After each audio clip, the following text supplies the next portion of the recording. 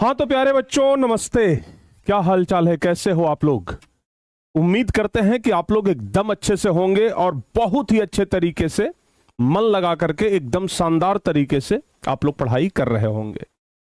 प्यारे बच्चों, आज हम लोग ज्योग्राफी का एक नया चैप्टर और एक बहुत ही महत्वपूर्ण चैप्टर का शुरुआत कर रहे हैं।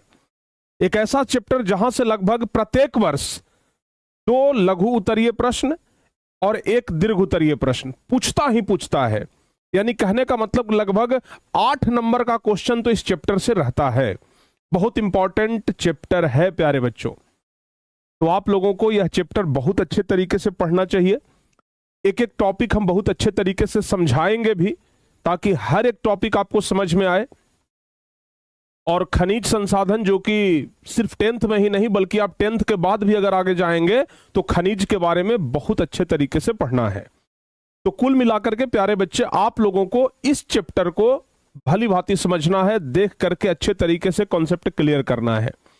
अगर आप इस क्लास को पूरा देख लेते हैं तो हम आपको गारंटी देते हैं, यकीन दिलाते हैं कि इस चैप्टर में इतना सा भी आपको दिक्कत नहीं बचेगा, थोड़ा सा भी दिक्कत नहीं बचेगा। तो आप लोग बस इस क्लास को पूरा देख लीजिए, बाकी कॉन्सेप्ट क्लियर कराने की जिम्मेदारी हमारी। सबसे पहले आप सभी हमारे छोटे भाई बहनों से अनुरोध है कि एक बार इस क्लास को जरा आप लोग शेयर कर दीजिए। सभी बच्चे लोग जल्दी जल्दी से इस क्लास को जरा शेयर कर दीजिए, ताकि सभी बच्चों के पास नोटिफिकेशन चला जाए, सभी बच्चे आज की इस क्लास को बेहतरीन तरीके से देख सकें और एकदम शानदार तरीके से आज का ये क्लास वे लोग कंप्लीट भी करें। और जो बच्चे क्लास को लाइक नहीं किए हैं, एक बार क्लास को भी लाइक आप लोग जरूर कर लीजिएगा। प्यारे बच्चों, हम लोग आज जिस चैप्टर को पढ़ने जा रहे हैं वो चैप्टर कौन सा है? खनिज संसाधन। तो खनिज संसाधन के बारे में ही आज हम लोग पढ़ेंगे। लेकिन हाँ, एक बात और बता दें कि बहुत सारे भी ऐसे बच्चे हैं जो सिर्फ यूट्यूब से क्लास कर रहे हैं, टॉपर बैच में वे लोग नहीं जुड़े हैं। प्यारे बच्चों, अगर सचमुच में आप 2027 मैट्रिक एग्जाम में कुछ बेहतर करना चाहते हैं, कुछ अच्छे रैंक लाना चाहते हैं, तो ये टॉपर बैच आपके लिए बहुत इंपॉर्टेंट है, बहुत जरूरी है। जो बच्चे टॉपर बैच में नहीं जुड़े हैं वो सब लोग कम से कम टॉपर बैच में आप लोग जरूर जुड़ जाओ, ताकि अच्छे नंबर ला सको, बहुत अच्छे तरीके से आप लोग मैट्रिक एग्जाम दे सको। ठीक है ना?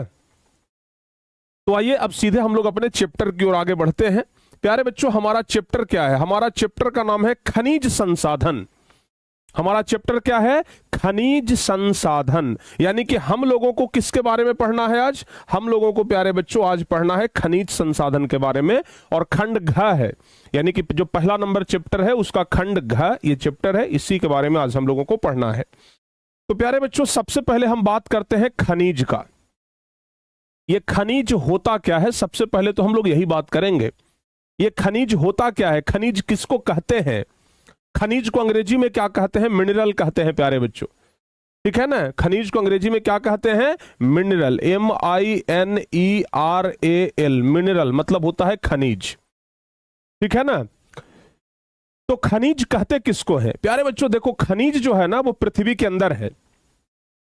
जितना भी हम लोग सोना, चांदी, लोहा, एल्युमिनियम, तांबा, जितना भी कोयला, पेट्रोल, सब कुछ देखते हैं वो जमीन के अंदर है। जमीन के ऊपर खनिज नहीं मिलता है, खनिज जमीन के नीचे मिलता है। पृथ्वी के गर्भ में खनिज पड़ा हुआ है और वहां से खनिज को निकाला जाता है। ठीक है ना? पृथ्वी के अंदर गड्ढा किया जाता है, पृथ्वी के अंदर सुरंग बनाया जाता है, पृथ्वी के अंदर बहुत बड़ा बड़ा माइन होता है और उसके नीचे जाकर के लोग खनिज को निकालते हैं मशीनों के द्वारा। तो पृथ्वी तो ध्यान रखिएगा कि भूगर्भ में पाए जाने वाले पदार्थ को खनिज कहते हैं। ठीक है ना? एकदम अगर छोटा सा परिभाषा अगर लिखना हो खनिज का, तो हम यही लिखेंगे कि भूगर्भ में पाए जाने वाले पदार्थ को खनिज कहते हैं। और यह खनिज प्राकृतिक रूप से पाया जाता है। तो हम यह भी जोड़ सकते हैं कि भूगर्भ में प्राकृतिक रूप से पाए जाने वाले तत्वों या यौगिकों को खनिज कहते हैं। हम क्या लिखेंगे बाबू? परिभाषा बड़ा सिंपल लिख सकते हैं। ठीक है ना? बहुत सिंपल परिभाषा हम लोग लिखेंगे ताकि आपको भी याद हो जाए। लिखेंगे कि पृथ्वी के अंदर, ऐसे लिख सकते हैं हम कि पृथ्वी के अंदर भूगर्भ में, पृथ्वी के अंदर भूगर्भ में प्राकृतिक रूप से, भूगर्भ में प्राकृतिक रूप से पाए जाने वाले, प्राकृतिक रूप से पाए जाने वाले, प्राकृतिक रूप से पाए जाने वाले, प्राकृतिक रूप से पाए जाने वाले तत्वों या यौगिकों को, ध्यान से सुनना, तत्वों या यौगिकों को, तत्वों या यौगिकों को, तत्वों या यौगिकों को खनिज कहते हैं, तत्वों या यौगिकों को खनिज कहते हैं। यानी कि ये जो खनिज है वो कहां पाया जाता है? पृथ्वी के नीचे पाया जाता है, और इस खनिज को खनन क्रिया द्वारा निकाला जाता है, मतलब जमीन में खोद करके, जमीन का खुदाई होता है और खुदाई करके खनिज को निकाला जाता है। तो हम साथ ही साथ ये भी लिख सकते हैं कि खनिज को खनन क्रिया द्वारा निकाला जाता है। लिखेंगे कि खनिज को खनन क्रिया द्वारा, खनिज को खनन क्रिया द्वारा निकाला जाता है। अच्छा, ये चैप्टर ना आसान चैप्टर है, बहुत कठिन चैप्टर नहीं है। तो हमें लगता है कि अगर आप थोड़ा सा भी अगर अच्छे से देख लोगे इस चैप्टर को ध्यान से, तो ये चैप्टर आपको बहुत अच्छे तरीके से समझ में आ जाएगा। ठीक है ना? हाँ, जो भी नए बच्चे जुड़े हैं एक बार क्लास को आप लोग शेयर कर देना बाबू, सभी बच्चों के पास क्लास पहुंचा दीजिए। कोई फालतू बात नहीं, सिर्फ और सिर्फ आज खनिज के बारे में बात होगा, सिर्फ और सिर्फ आज लोहा, तांबा, बॉक्साइट जो भी है, ठीक है ना, मैग्नीज, उन सब चीजों के बारे में हम बात करेंगे। खनिज के बारे में ही आज सिर्फ और सिर्फ बात होगा। तो खनिज का परिभाषा अगर पूछ दे, कई बार परीक्षा में खनिज का परिभाषा पूछा है। अगर हम बोले तो 2021 में ही प्यारे बच्चों, 2021 में ही ये क्वेश्चन आया था कि खनिज किसे कहते हैं। मैट्रिक परीक्षा में यह पूछा हुआ क्वेश्चन है कि खनिज किसे कहते हैं। तो बताइएगा कि पृथ्वी के भूगर्भ में प्राकृतिक रूप से पाए जाने वाले तत्वों या यौगिकों को खनिज कहते हैं, और खनिज को खनन क्रिया द्वारा निकाला जाता है। अच्छा, जानते हो एक बात, अभी तक लगभग कह सकते हैं हम कि 2000 से अधिक खनिज का पहचान हो चुका है। ठीक है ना, जिसमें से 100 से अधिक खनिज तो केवल भारत में पाए जाते हैं। पूरे अगर विश्व की बात करें तो लगभग 2000 से अधिक खनिज की पहचान हो चुका है। तो इंपॉर्टेंट लाइन में अगर आप चाहें तो याद रखिएगा, इंपॉर्टेंट लाइन में अगर आप चाहें तो याद रखिएगा कि अभी तक, लिखेंगे कि अभी तक लगभग 2000 के आसपास, 2000 के आसपास खनिज का पहचान, 2000 के आसपास खनिज का पहचान हो चुका है, खनिज का पहचान हो चुका है। यानी कि अभी तक लगभग 2000 ऐसे खनिज हैं जिसका पहचान हो गया है, जिसमें भारत में लगभग 100 से अधिक खनिज पाए जाते हैं। ये भी लिख लेते हैं कि भारत में लगभग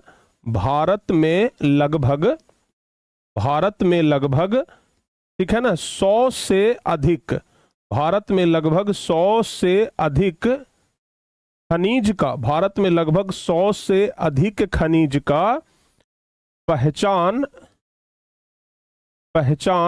हो चुका है, पहचान हो चुका है। भारत में लगभग 100 से अधिक खनिज का पहचान हो चुका है। तो खनिज जो है वो हमारे लिए बहुत इंपॉर्टेंट है। आज प्यारे बच्चों किसी भी चीज को देख लीजिए, खनिज से ही बनता है ना। सोना जो कितना महंगा है, चांदी इतना महंगा है, एल्युमिनियम इतना महंगा है, हीरा इतना महंगा है, पीतल हो गया, तांबा हो गया, कोबाल्ट हो गया, ठीक है ना, बहुत सारे खनिज। ये कोयला की बात कर लेते हैं, पेट्रोलियम की बात कर लेते हैं, ये सब हमें कहां से मिलते हैं? ये सब जो है प्यारे बच्चों खनिज ही है, धरती के नीचे से ही मिलता है। ठीक है ना, ज्यादा दूर नहीं, आपको खनिज देखना है तो बगल में झारखंड में चले जाइए। बिहार में तो बहुत कम खनिज है, बिहार के जस्ट बगल में झारखंड है, जो पहले कभी बिहार का ही हिस्सा हुआ करता था। झारखंड में जाइए, आपको बहुत सारा खनिज मिलेगा। ठीक है ना, झारखंड में आपको लोहा मिल जाएगा, और कोयला का तो भंडार है, कोयला तो बहुत ज्यादा है झारखंड में। ऐसे ही झारखंड इतना समृद्ध राज्य नहीं बन गया।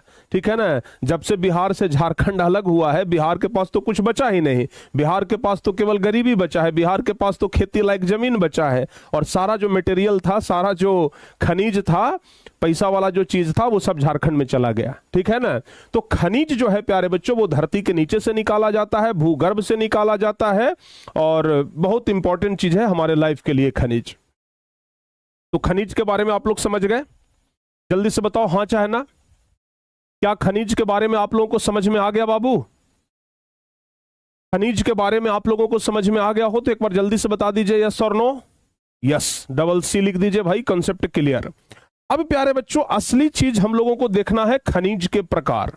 अब असली मैटर यहीं पे आपको समझना है, खनिज के प्रकार। प्यारे बच्चों अगर हम खनिज के प्रकार की बात करें, ठीक है ना, आइए पूरा हम इसका खानदान आपको समझा देते हैं। खनिज का पूरा खानदान आपको अभी समझ में आ जाएगा।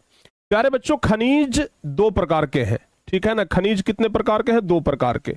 एक तो होता है धात्विक खनिज, एक होता है धात्विक खनिज, ध्यान से सुनना आप लोग, धात्विक खनिज। और दूसरा होता है अधात्विक खनिज, अधात्विक खनिज। अब नाम से आप लोगों को पता लग रहा होगा कि जिसमें धातु होता है उसको धात्विक खनिज कहते हैं, और जिसमें धातु के अंश नहीं होता है उसको अधात्विक खनिज कहते हैं। लेकिन मामला यहीं पर खत्म नहीं हुआ। यहां पर जो धात्विक खनिज है प्यारे बच्चों, इसको भी आगे चल करके दो भागों में बांटा गया। इस धात्विक खनिज को भी दो भागों में बांटा गया। कौन कौन? तो एक है प्यारे बच्चों लौह युक्त खनिज, लौह युक्त खनिज, लौह युक्त खनिज, समझिएगा जरा ध्यान से।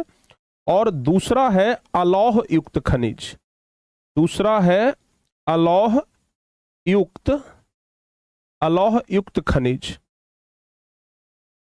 हो गया, यानी कि हमारा जो खनिज है वो दो प्रकार का, धात्विक और अधात्विक। फिर धात्विक खनिज को दो भागों में बांटा गया, लौह युक्त खनिज और अलौह युक्त खनिज, ठीक है ना। और उसके बाद फिर इधर जो आप देख रहे हैं अधात्विक खनिज, इसको भी प्यारे बच्चों दो वर्गों में बांटा गया आगे चल करके। ये जो आप अधात्विक खनिज देख रहे हैं ना, इसको भी दो भागों में बांटा गया, इसको भी दो भागों में बांटा गया। कौन कौन जानते हैं? कार्बनिक खनिज और अकार्बनिक खनिज। तो इसको एक को कहेंगे कार्बनिक, क्या बोलेंगे? कार्बनिक खनिज बोलेंगे हम, कार्बनिक खनिज। और दूसरा होगा अकार्बनिक खनिज, अकार्बनिक, अकार्बनिक खनिज, अकार्बनिक खनिज, ध्यान रखिएगा, ठीक है ना। तो इस तरीके से ये पूरा खनिज का बंटवारा होता है, ठीक है ना। पूरा खनिज का जो परिवार है इतना ही बड़ा परिवार है प्यारे बच्चों, ठीक है ना। यानी कि हम लोगों को खनिज के प्रकार पढ़ना होगा, जिसमें धात्विक और अधात्विक पढ़ना होगा, फिर लौह युक्त खनिज के बारे में पढ़ना होगा, फिर अलौह युक्त खनिज के बारे में पढ़ना होगा, फिर कार्बनिक खनिज के बारे में पढ़ना होगा, और फिर अकार्बनिक खनिज के बारे में पढ़ना होगा। हालांकि है बहुत सिंपल, ठीक है ना, है बहुत सिंपल। तो हम कह सकते हैं कि खनिज दो प्रकार के होते हैं, ठीक है ना, धात्विक और अधात्विक। खनिज कितने प्रकार के? दो प्रकार के होते हैं। तो लिखेंगे कि खनिज दो प्रकार के होते हैं। यहां पर खनिज के प्रकार में हम आपको बता दिए, ठीक है ना। तो धात्विक खनिज और अधात्विक खनिज। अब आगे बढ़ते हैं, हम लिखते हैं यहां पर कि खनिज, लिखेंगे कि खनिज दो प्रकार के होते हैं, दो प्रकार के होते हैं। खनिज कितने प्रकार के होते हैं बाबू? दो प्रकार के होते हैं, जिसमें पहला है प्यारे बच्चों धात्विक खनिज, पहला है धात्विक खनिज। अब यहीं पर आप लोगों को समझना पड़ेगा जरा ध्यान से। नाम से ही पता लग रहा है कि धात्विक, धात्विक कहने का मतलब कि खनिज का ऐसा रूप, ऐसा प्रकार जिसमें धातु के अंश होते हैं, जिसमें धातु विद्यमान होते हैं, उसे हम धात्विक खनिज कहते हैं। नाम से ही पता लग रहा है, नाम से परिभाषा क्लियर हो रहा है कि खनिज का वैसा प्रकार जिसमें धातु विद्यमान होता है या धातु का अंश पाया जाता है, उसे धात्विक खनिज कहते हैं। समझ में आया बाबू? सारे बच्चों को समझ में आया? खनिज का ऐसा प्रकार जिसमें धातु पाया जाता है उसे हम धात्विक खनिज कहते हैं। तो बड़ा सिंपल परिभाषा लिखेंगे, लिखेंगे कि खनिज का ऐसा प्रकार, खनिज का ऐसा प्रकार, खनिज का ऐसा प्रकार जिसमें जिसमें जिसमें धातु पाया जाता है, धातु पाया जाता है, खनिज का ऐसा प्रकार जिसमें धातु पाया जाता है, उसे उसे धात्विक खनिज कहते हैं, उसे धात्विक खनिज, उसे धात्विक खनिज कहते हैं। खनिज का ऐसा प्रकार जिसमें धातु पाया जाता है उसे क्या कहते हैं? धात्विक खनिज कहते हैं। जैसे कौन सा ऐसा खनिज है जिसमें धातु पाया जाता है? प्यारे बच्चों लौह अयस्क की हम बात करते हैं, तांबा की हम बात करते हैं, मैग्नीज की बात करते हैं, ये सब क्या है, धात्विक खनिज ही तो है। तो जैसे में हम लिख सकते हैं, जैसे में हम लिख सकते हैं लौह अयस्क, लौह अयस्क, लौह अयस्क हो गया, मैग्नीज हो गया, मैग्नीज हो गया, ठीक है ना, तांबा हो गया इत्यादि। ये सब क्या है, धात्विक खनिज में आता है, ध्यान रखिएगा। ये सब क्या है बाबू, धात्विक खनिज में आता है। अब हम आपको बताए थे कि धात्विक खनिज भी दो प्रकार के होते हैं। अभी आपको जस्ट बताए थे हम कि धात्विक खनिज भी दो प्रकार के होते हैं। तो पहले इसके बारे में पढ़ लेते हैं और फिर इसके बारे में हम लोग पढ़ेंगे। तो धात्विक खनिज भी दो प्रकार के, लौह युक्त खनिज और अलौह युक्त खनिज। अब हम क्या लिखेंगे, लौह युक्त खनिज का परिभाषा क्या लिखेंगे, वैसा धात्विक खनिज जिसमें लोहे का अंश पाया जाता है उसे लौह युक्त खनिज कहते हैं, और वैसा धात्विक खनिज जिसमें लोहे का अंश नहीं पाया जाता है या न के बराबर पाया जाता है उसे हम अलौह युक्त खनिज कहते हैं। कितना परिभाषा सिंपल है कि नहीं है बाबू, बड़ा सिंपल परिभाषा है। वैसा धात्विक खनिज जिसमें लोहे का अंश पाया जाता है उसे लौह युक्त खनिज, और वैसा धात्विक खनिज जिसमें लोहे का अंश नहीं पाया जाता है या न के बराबर पाया जाता है उसे अलौह युक्त खनिज कहते हैं। तो अब हम यहां पर लिखेंगे कि धात्विक खनिज दो प्रकार के होते हैं। लिखेंगे कि धात्विक धात्विक धात्विक खनिज,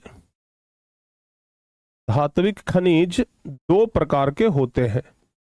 धात्विक खनिज दो प्रकार के होते हैं।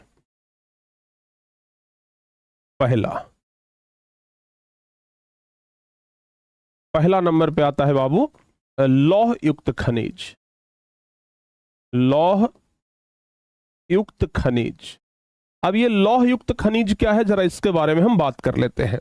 तो बाबू लौह युक्त खनिज किसे कहते हैं, तो हम लिखेंगे कि वैसा धात्विक, चूंकि धात्विक खनिज का प्रकार है, चूंकि ये धात्विक खनिज का प्रकार है तो लिखेंगे वैसा धात्विक खनिज, वैसा धात्विक खनिज, वैसा धात्विक खनिज जिसमें, वैसा धात्विक खनिज जिसमें लोहे का अंश, लोहे का अंश, वैसा धात्विक खनिज जिसमें लोहे का अंश विद्यमान होता है, लोहे का अंश विद्यमान होता है, यानी कि जिस खनिज में लोहे का अंश होता है, वैसा धात्विक खनिज जिसमें लोहे का अंश विद्यमान होता है उसे लौह युक्त खनिज कहते हैं, उसे लौह युक्त खनिज कहते हैं। उसे क्या कहते हैं, लौह युक्त खनिज कहते हैं। जैसे कोई बच्चे बता सकते हैं कि कौन सा ऐसा खनिज है जिसमें लोहे का अंश विद्यमान होता है, कौन सा ऐसा खनिज है। प्यारे बच्चों हम टंगस्टन की बात कर लेते हैं, निकेल की बात कर लेते हैं, मैग्नीज की बात कर लेते हैं, बाकी तो लौह अयस्क तो है ही है, हेमाटाइट, मैग्नेटाइट, ये सब। तो लौह अयस्क की बात कर ले, मैग्नीज हो गया, निकेल हो गया, टंगस्टन हो गया, तो लिख सकते हैं हम लौह अयस्क। लौह अयस्क में हेमाटाइट ये सब आता है, लौह अयस्क, लौह अयस्क में बाबू हेमाटाइट ये सब आता है। मैग्नीज हो गया, मैग्नीज हो गया, निकेल हो गया, निकेल हो गया, टंगस्टन हो गया जिसका उपयोग बिजली के बल्ब में होता है, ठीक है ना, टंगस्टन, टंगस्टन। तो ये सब क्या है, ये सब ध्यान रखिएगा, लौह युक्त खनिज का एग्जाम्पल है। बताओ समझ में आया बाबू, सारे बच्चों को समझ में आया। ये सब तो हल्का चीज है, बहुत ज्यादा दिमाग इसमें लगाना भी नहीं है। तो धात्विक खनिज दो प्रकार के, लौह युक्त खनिज और अलौह युक्त खनिज होता है। तो लौह हम बता दिए कि जिसमें लोहे का अंश विद्यमान होता है उसे हम लौह युक्त खनिज कहते हैं, और जिस धात्विक खनिज में लोहे का अंश न के बराबर या नहीं पाया जाता है उसे हम अलौह युक्त खनिज कहते हैं। तो अगला हम अब क्या लिखेंगे, अलौह युक्त खनिज। अगला हम अब क्या लिखेंगे, अलौह युक्त खनिज। दूसरा नंबर पे लिखेंगे अलौह युक्त खनिज, अलौह युक्त खनिज। बस ध्यान से आप लोग समझना, पूरा समझ में आएगा।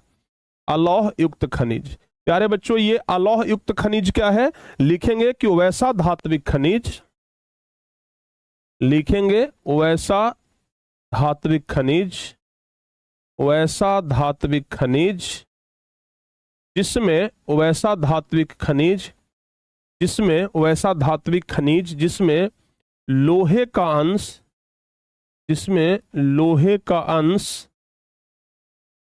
वैसा धात्विक खनिज जिसमें लोहे का अंश न के बराबर वैसा धात्विक खनिज जिसमें लोहे का अंश न के बराबर या नहीं पाया जाता है या नहीं पाया जाता है या नहीं पाया जाता है उसे क्या कहते हैं? अलौह युक्त खनिज कहते हैं। उसे अलौह युक्त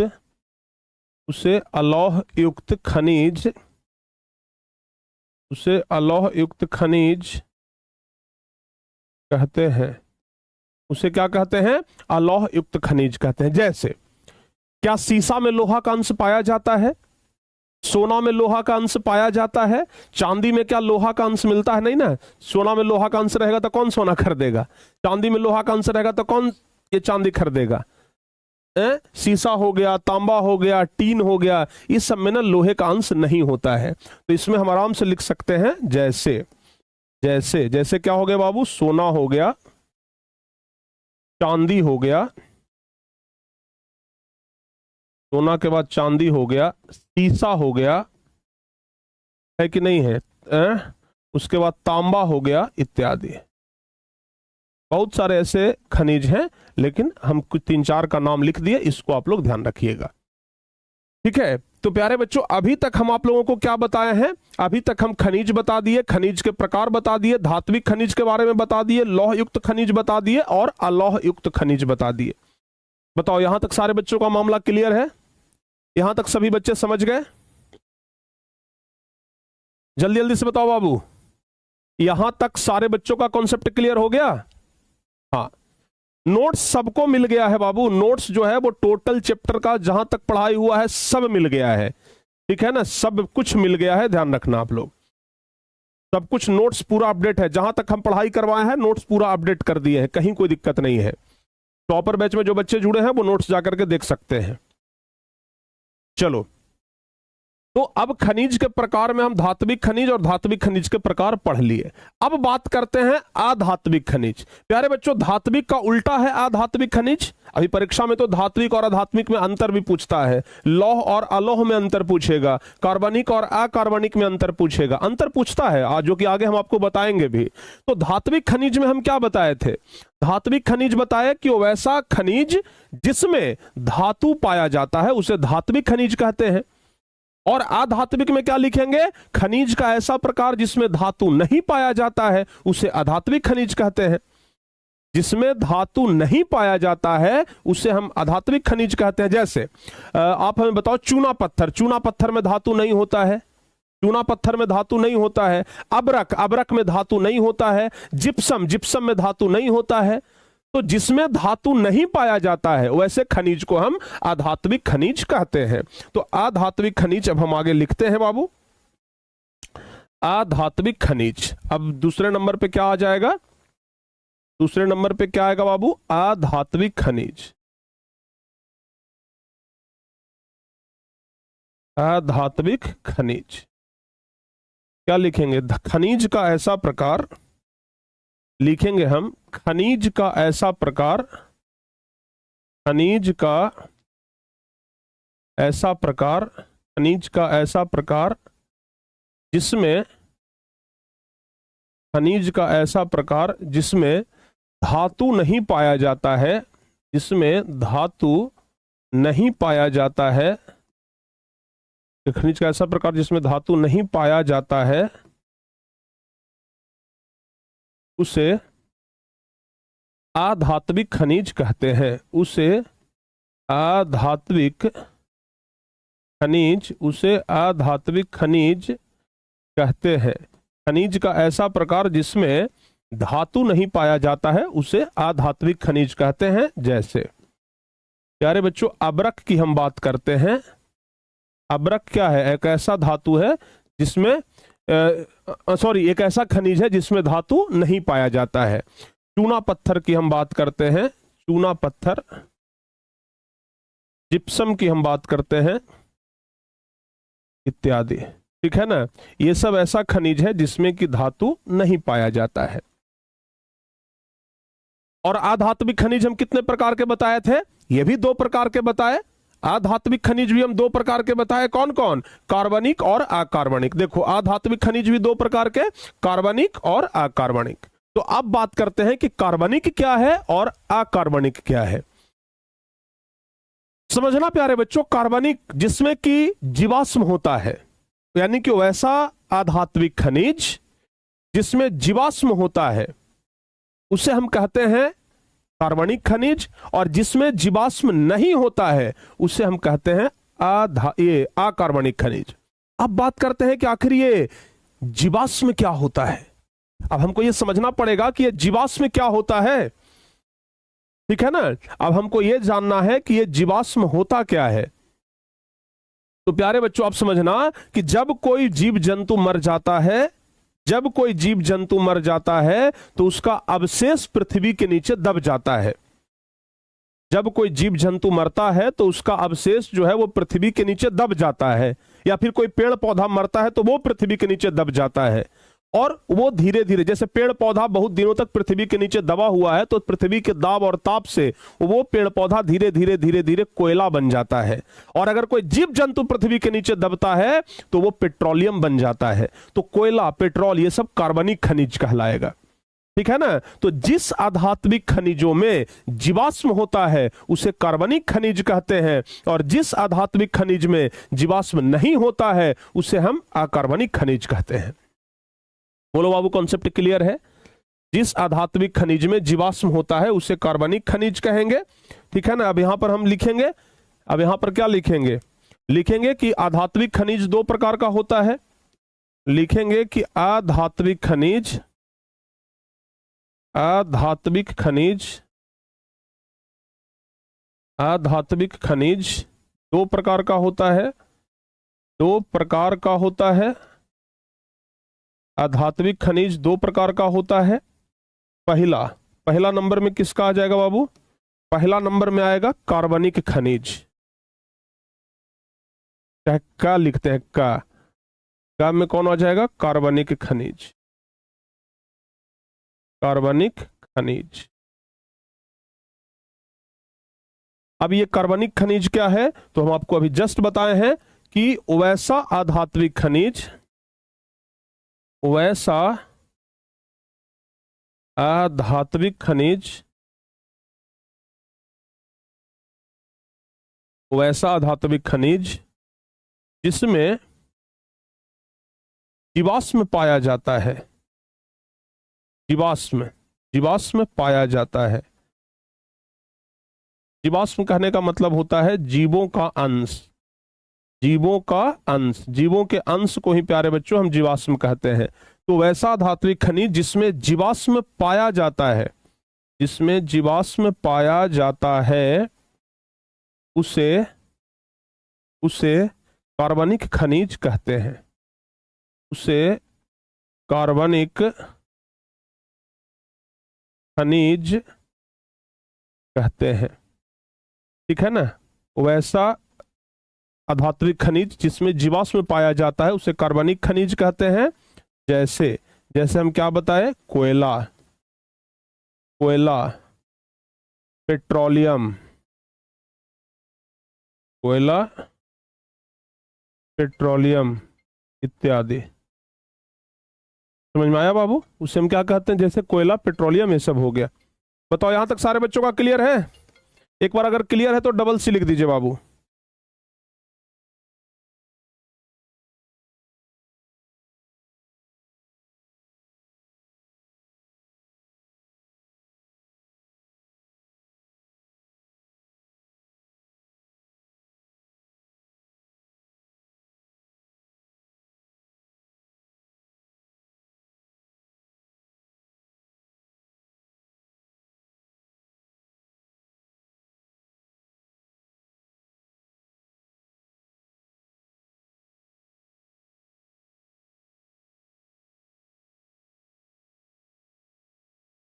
चलो बाबू, तो यहां तक सारे बच्चों का कॉन्सेप्ट क्लियर है?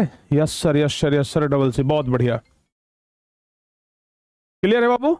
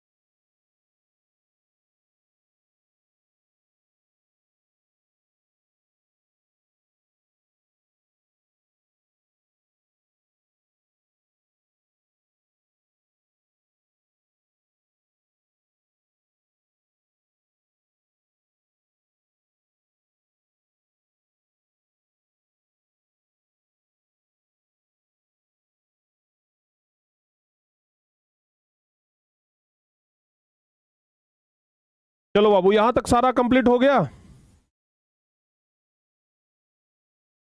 यस, सभी बच्चों का यहां तक क्लियर है? चलो जी, अब आगे बढ़ते हैं। कार्बनिक खनिज भी हो गया। अब इसके नीचे देख लेते हैं बाबू अकार्बनिक खनिज। इसी में हम लोग अब देख लेते हैं यहीं पर अकार्बनिक खनिज, ठीक है ना। ये कार्बनिक खनिज हो गया। अब ख नंबर में आ जाते हैं अकार्बनिक खनिज।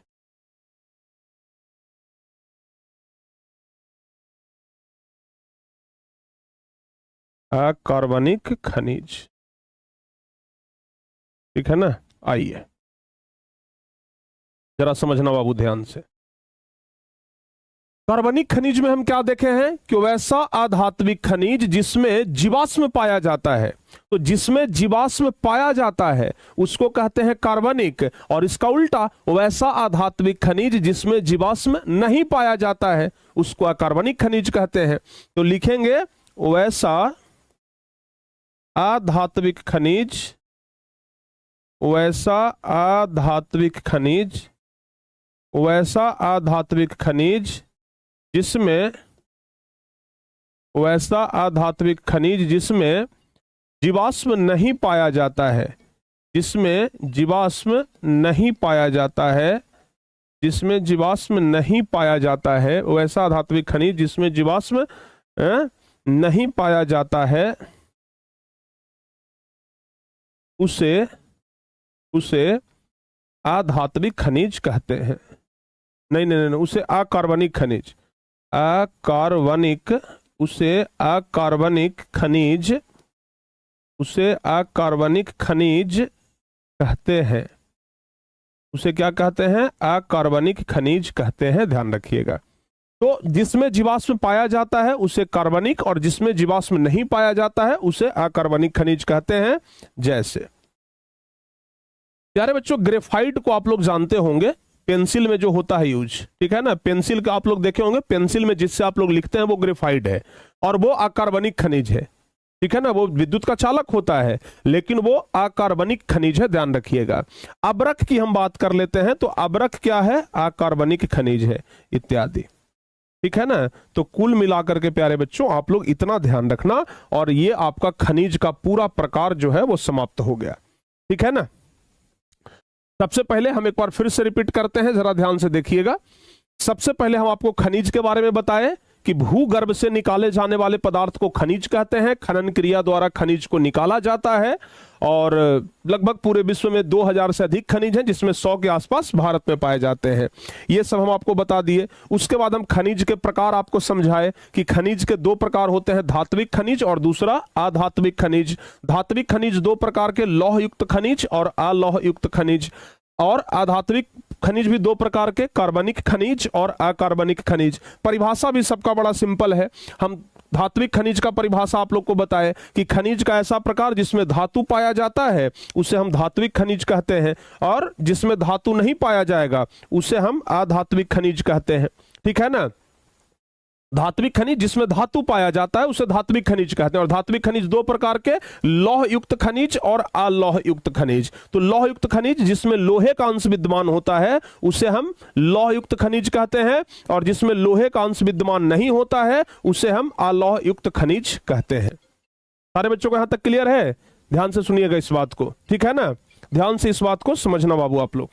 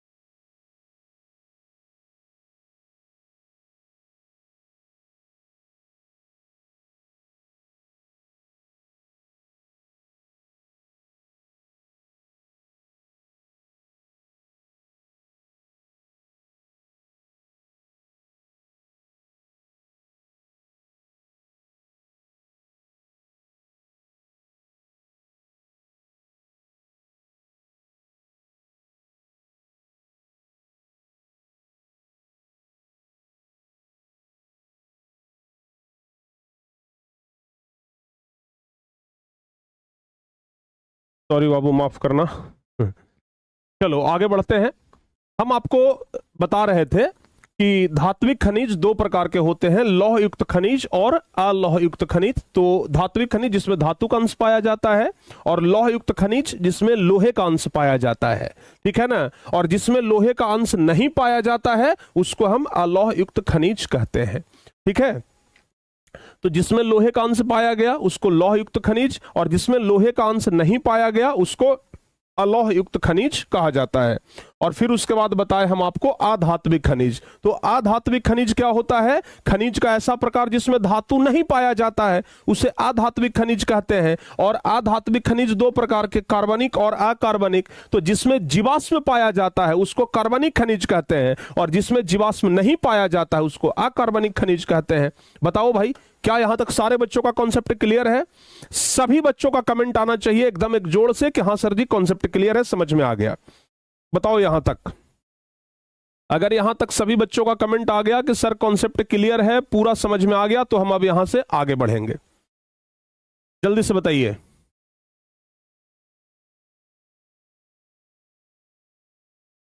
यहां तक सारे बच्चों का कॉन्सेप्ट क्लियर है? जीवाश्म क्या होता है सर? जीवाश्म मतलब होता है जीवों का अंश, जीवों का अंश। अभी आपको हम बताया ना कि पेड़ पौधे चाहे जीव जंतु जब मरते हैं, या पेड़ पौधे जब भूकंप वगैरह आता है तो पृथ्वी के नीचे दब जाता है, और वही पृथ्वी के नीचे दब करके धीरे धीरे धीरे धीरे अपना रूप बदलता है। जैसे पेड़ पौधा, भाई कई हजारों वर्ष पहले धरती पर भयानक भूकंप आया था और पृथ्वी के सारे पेड़ पौधे दब करके पृथ्वी के नीचे चले गए, और वही धीरे धीरे धीरे धीरे पृथ्वी के दाब और ताप के कारण कोयला में बदल गया। तो आज जो हम कोयला निकाल रहे हैं वो कभी ना कभी पहले पेड़ पौधा था, और वही दब गया नीचे और वो कोयला बन गया। और पेट्रोलियम जब जीव जंतु मरता है तो वो समुद्र के तलहटी में बैठ जाता है, समुद्रीय जीव जब मरते हैं तो, और वही धीरे धीरे पेट्रोलियम बनता है, उसी को जीवाश्म कहते हैं। जीवों का अंश ही जीवाश्म कहलाता है। समझ में आया बाबू? बताइए, अगर यहां तक में किसी प्रकार का दिक्कत नहीं है तो एक बार आप लोग लिख दीजिए भाई, और सभी बच्चे लिख भी रहे हैं कि सर कोई कॉन्सेप्ट में अब दिक्कत नहीं है, सारे कॉन्सेप्ट क्लियर हो गए। ठीक है ना, सभी बच्चे लोगों को यहां तक समझ में आ गया। तो अब आइए इससे संबंधित कुछ क्वेश्चन आंसर जो कि बहुत इंपॉर्टेंट है, अब हम उससे देख लेते हैं। ठीक है ना, जो भी क्वेश्चन इंपॉर्टेंट है अब यहां से संबंधित, अब हम उसे थोड़ा देख लेते हैं। जैसे देखिए परीक्षा में कहां कहां से सवाल बन सकता है। जैसे 2023 में एक बहुत प्यारा सा एक छोटा सा क्वेश्चन आया था, बहुत छोटा सा क्वेश्चन आया था कि 2 आध्यात्मिक खनिजों के नाम लिखें। 2 आध्यात्मिक खनिजों के नाम लिखना है। प्यारे बच्चों, हम आप लोगों को यहां पर आध्यात्मिक खनिज पढ़ाए और इसमें 2 आध्यात्मिक खनिज का नाम भी बताए। अबरक हो गया, चूना पत्थर हो गया, जिप्सम हो गया, ये सब आध्यात्मिक खनिज है। तो अगर आपसे 2 आध्यात्मिक खनिज का नाम पूछ रहा है तो क्या आप नहीं बता देंगे? अबरक, चूना पत्थर ये सब आराम से बता देंगे। तो भाई यहां पर यही चीज तो पूछ रहा है कि 2 आध्यात्मिक खनिजों के नाम लिखे, तो 2 आध्यात्मिक खनिजों के नाम लिख देंगे। चूना पत्थर हो गया, अबरक हो गया और जिप्सम हो गया। कॉन्सेप्ट क्लियर है जी। उसके बाद प्यारे बच्चों कह रहा है कि कार्बनिक खनिज से आप क्या समझते हैं? कार्बनिक खनिज, अभी जस्ट हम आपको बताए हैं कि वैसा खनिज जिसमें जीवाश्म पाया जाता है उसे कार्बनिक खनिज कहते हैं। तो लिख देंगे जिस आध्यात्मिक खनिज में जीवाश्म पाया जाता है। चूंकि कार्बनिक खनिज जो है वो आध्यात्मिक खनिज का प्रकार है, तो इसलिए हम लिखेंगे कि जिस आध्यात्मिक खनिज में जीवाश्म पाया जाता है उसे हम कार्बनिक खनिज कहते हैं। और ये पृथ्वी में दबे प्राणी और पेड़ पौधों के परिवर्तन होने से बनते हैं। ये कैसे बनते हैं? पृथ्वी में दब जाने के बाद, चाहे वो प्राणी हो चाहे पेड़ पौधा हो, जब पृथ्वी में दबते हैं तब वो जीवाश्म बनते हैं। जैसे कोयला हो गया, पेट्रोलियम हो गया। तो ये दोनों क्वेश्चन एकदम आसान है। क्या ये परीक्षा में आएगा तो आप लोगों से नहीं बन जाएगा? हमें तो लगता है कि चटनी के जैसे चाट जाओगे ये सब सारे क्वेश्चन को। ये सब क्वेश्चन ना एकदम हल्का है, ठीक है ना, हाँ, रुआ से भी ज्यादा हल्का है। समझ में आया कि नहीं आया बाबू? बहुत आसान क्वेश्चन है, तो हमें लगता है कि ये दोनों क्वेश्चन आपसे बन जाएगा। अब आगे और भी क्वेश्चन पूछा जाता है कि धात्विक और अधात्विक खनिज में अंतर बताइए। ये बहुत इंपॉर्टेंट क्वेश्चन है, 2019 के एग्जाम में पूछा भी गया है। ठीक है ना, और 2 क्वेश्चन बनता है। एक तो हो गया धात्विक और अधात्विक खनिज में अंतर, जो कि अक्सर परीक्षा में पूछा जाता है, और फिर लौह और अलोह युक्त खनिज में अंतर पूछता है। यह भी परीक्षा के लिए इंपॉर्टेंट है। तो पहले हम धात्विक और अधात्विक खनिज में अंतर देख लेंगे। ये सब क्वेश्चन आंसर है जो कि परीक्षा के लिए इंपॉर्टेंट है, तो हम सारे क्वेश्चन साथ साथ आपको बताते चल रहे हैं। तो प्यारे बच्चों, सबसे पहले हम देखते हैं धात्विक खनिज और अधात्विक खनिज में अंतर, कि भाई धात्विक खनिज क्या है और अधात्विक खनिज क्या है। तो धात्विक खनिज क्या है, सबसे पहले तो हम ये बात करेंगे। सबसे पहले तो हम यही बात करेंगे ना कि धात्विक खनिज क्या है। तो जरा ध्यान से समझना, धात्विक खनिज जिसमें कि धातु पाया जाता है, तो धात्विक खनिज को गलाने पर धातु प्राप्त होता है। और अधात्विक खनिज तरफ लिखेंगे कि अधात्विक खनिज को गलाने पर धातु प्राप्त नहीं होता है। यानी कि धात्विक खनिज को गलाने पर धातु मिलता है, चूंकि इसमें धातु का, अभी आपको जस्ट बताया है कि इसमें धातु का अंश होता है, तो इसको गलाएंगे तो धातु मिलेगा। और अधात्विक खनिज में धातु नहीं होता है, तो इसको गलाने पर धातु नहीं मिलता है। अच्छा, अब चूंकि धातु चमकीला होता है, केमिस्ट्री में धातु अधातु वाले चैप्टर में पढ़ना है कि धातु का भौतिक गुण होता है कि धातु चमकीला होता है कि नहीं है बाबू? धातु कठोर होता है, लोहा चांदी सोना सब देखते हैं कठोर होता है, तो धातु जो है वो कठोर होता है। तो लिख देंगे कि धात्विक खनिज जो है वो कठोर और चमकीला होता है, जबकि अधात्विक खनिज जो है उसके पास अपनी चमक नहीं होती है। सॉरी, यहां पर नहीं छूट गया है, उसके पास अपनी चमक नहीं होती है, ध्यान रखिएगा। ठीक है ना, यानी कि धातु है तो चमकीला होगा, इधर अधात्विक खनिज है तो यह चमकीला नहीं होगा।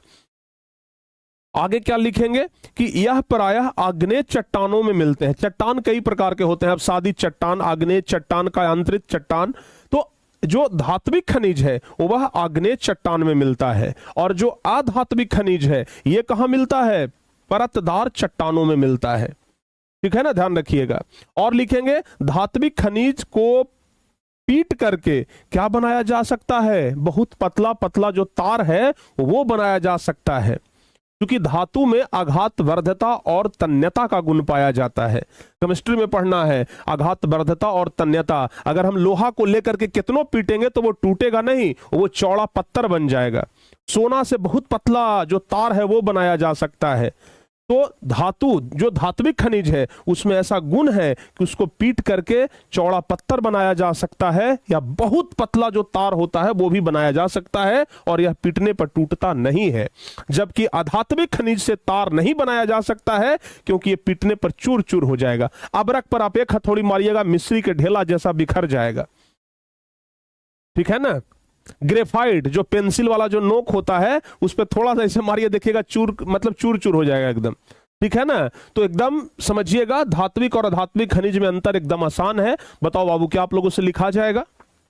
धात्विक और अधात्विक खनिज में अंतर क्या आप लोगों से लिखा जाएगा? यस और नो, जल्दी से बताइए।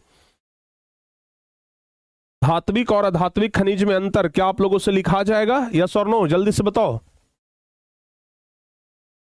सभी बच्चों से लिखा जाएगा धात्विक और अधात्विक खनिज में अंतर?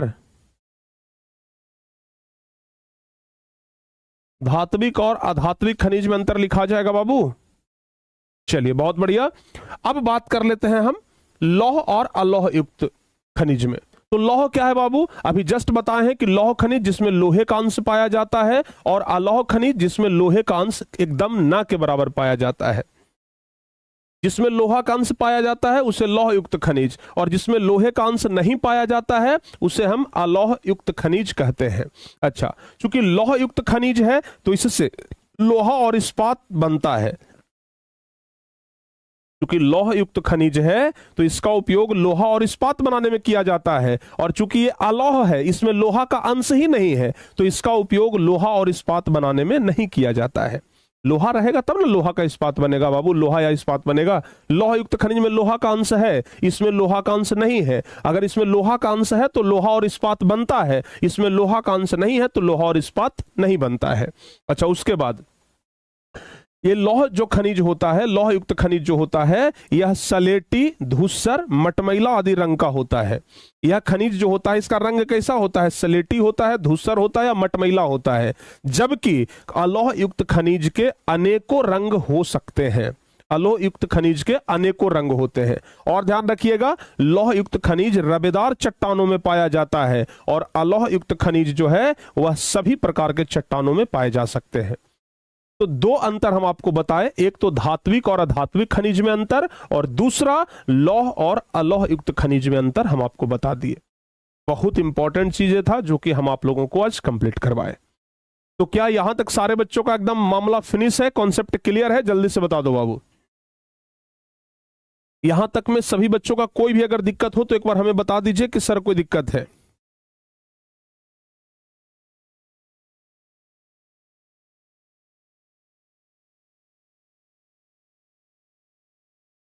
यहां तक में अगर किसी प्रकार का कोई भी दिक्कत है तो आप लोग जल्दी जल्दी से बता दो बाबू कि हाँ सर जी कोई दिक्कत है। हमें तो नहीं लगता है कि किसी प्रकार का कोई दिक्कत होना चाहिए। सारे बच्चों का यहां तक कंप्लीट हो गया? यहां तक सारे बच्चों का एकदम कॉन्सेप्ट क्लियर है? चलिए बहुत बढ़िया। तो प्यारे बच्चों, ऐसा है कि आज यहीं तक हम आप लोगों को रहने देते हैं। अगली क्लास में, ठीक है ना, अगली क्लास में हम आप लोगों को पढ़ाएंगे खनिजों का वितरण। खनिजों का वितरण हम आप लोगों को पढ़ाएंगे कि कौन, ये खनिजों का वितरण पढ़ाएंगे, खनिज संरक्षण पढ़ाएंगे, थोड़ा छोटा ही आज क्लास हुआ है, ज्यादा देर का नहीं, 50 मिनट का आज क्लास हुआ है, ठीक है ना, 50 मिनट का ही आज क्लास हुआ है, ठीक है। आज शनिवार है, थोड़ा कहीं हमें बाहर भी निकलना है, तो इसलिए थोड़ा छोटा ही क्लास हम रखे हैं, ठीक है ना। तो ये दो चीज हम कल अगली क्लास में आप लोगों को पढ़ाएंगे। समझ में आ गया बाबू? ध्यान से सुन लीजिएगा। तो अगली क्लास में खनिजों का वितरण, कि किस राज्य में कौन सा खनिज ज्यादा पाया जाता है। जैसे लोहा है तो लोहा किस किस राज्य में पाया जाता है, मैग्नीज किस किस राज्य में पाया जाता है, और कौन राज्य में कितना प्रतिशत पाया जाता है, बॉक्साइट है, कोयला है, ठीक है ना, ये सब किस राज्य में ज्यादा पाया जाता है। और जब खनिज हमारे लिए इतना इंपॉर्टेंट है, इतना महत्वपूर्ण है, इतना जरूरी है, तो खनिज का संरक्षण कैसे करेंगे, खनिज को हम कैसे बचाएंगे, ये सब कुछ हम लोग अगली क्लास में कंप्लीट करेंगे। अगला क्लास में आपका ये चैप्टर जो है वो समाप्त हो जाएगा। अगली क्लास में आपका ये चैप्टर बचेगा नहीं प्यारे बच्चों, थोड़ा सा भी। तो बताओ आज का क्लास कैसा लगा, जल्दी से आप लोग कमेंट करके बताइए आज का क्लास कैसा लगा। आज का क्लास कैसा लगा जल्दी से कमेंट करके आप लोग बता दीजिए। और आज बाबू व्याकरण वाला क्लास भी अब नहीं होगा आगे, ठीक है ना। आज सिर्फ हम एक ही क्लास लिए हैं, सिर्फ ये वाला आप लोगों का क्लास। इसके बाद व्याकरण वाला भी क्लास आज नहीं होगा, ठीक है ना। अगली क्लास में जो है आपका हम ये चैप्टर समाप्त करेंगे। बताओ जल्दी से कमेंट करके सारे बच्चे लोग बताइएगा कि ये क्लास आप लोगों को कैसा लगा, ठीक है ना। सभी बच्चे कमेंट करके जरूर बताइएगा, ठीक है। हाँ, सभी बच्चे कमेंट करके जरूर बताना आप लोग। तो चलो प्यारे बच्चों, अब हम मिलते हैं आप लोगों से अगली क्लास में। नेक्स्ट क्लास का आप लोग इंतजार करिएगा।